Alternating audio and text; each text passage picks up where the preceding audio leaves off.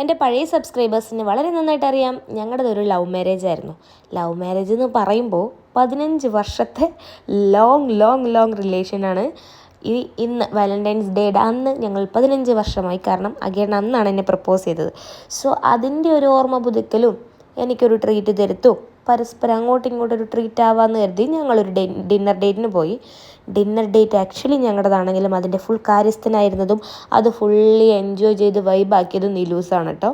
ഞങ്ങളൊരു ചിക്കൻ സ്റ്റേക്കും ഒരു ബർഗറുമാണ് ഓർഡർ ചെയ്തത്. വെസ്റ്റ് ബർഗ് എന്ന് പറഞ്ഞിട്ടുള്ള ഒരു റെസ്റ്റോറൻറ്റിലാണ് പോയത്. ഇത് ഞങ്ങൾ സൊമാറ്റോ എന്നാണ് അത് കൂടുതലും ഇവരുടെ ഫുഡ് ഐറ്റംസ് മേടിക്കാറ്. പക്ഷേ ഇത്തവണ ആദ്യമായിട്ട് റെസ്റ്റോറൻറ്റിൽ പോയത്. അടിപൊളി വൈബാണ് കേട്ടോ, നല്ലതാണ്. മലയാളി കേട്ടോ റെസ്റ്റോറൻറ്റിൻ്റെ ഓണർ.